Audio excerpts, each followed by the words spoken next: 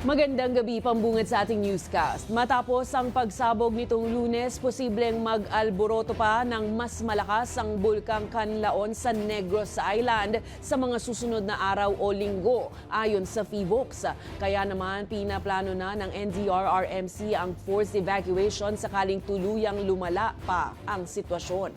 Ang balitang A to Z ni Ian Maghanoy. Tila hindi pa nagiging kalmado ang bulkang Canlaon sa Negros Island matapos ang pagsabog nito Lunes ng hapon. Agad na itinaas ito sa Alert Level 3 na nangangahulugang may magmatic unrest sa loob. Dahilan nito para lalong maalerto ang otoridad maging ang mga LGU malapit sa bulkan. Pero tila hindi pa tapos ang pagsusungit nito. Alert level 3 means that hazardous eruption is possible in the coming weeks. So yes, the possibility that there may be another eruption is still there. Mahigpit na babala ng PHIVOLCS ngayon. Please remain vigilant and avoid entering the recommended 6-kilometer danger zone.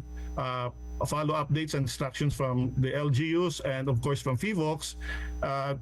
Do not underestimate the dangers of potential eruptions. Habang naghahanda na rin ang NDRRMC para sa posibleng forced evacuation ng mga residenteng nasa 10-kilometer radius ng bulkan. May posibilidad na magpalit ito. Depende sa aksyon ng bulkan. At yan ang pinaghahandaan namin. Either better or worse. Humigit sa 50,000 mga residente ang maaaring maapektuhan sa La Castellana sa Negros Occidental at Canlaon City sa Negros Oriental. Pero ang ilan sa kanila ayaw pa rin magsilikas dahil sa takot na iwan ang kanilang mga ari-arian. Kasi hindi sila sanay sa ganitong mga pangyayari.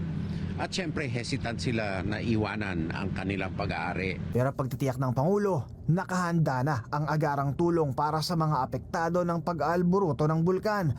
Maglalabas din ng pondo ang Department of Budget and Management para sa mga pangangailangan ng marami. So yes, we are ready to support the families who have been evacuated outside the 6-kilometer danger zone. DNR, DOST are continuing to monitor air quality to see if we need to do more in terms of evacuating kung maging dangerous ng levels ng toxic gases na lumalabas sa bulkan. Habang sinimulan na rin ang pamimigay ng food packs sa mga naaapektuhan. Pero paalala ng otoridad, huwag baliwalain ang banta ng bulkang Canlaon at sumunod sa evacuation orders para sa kanilang kaligtasan.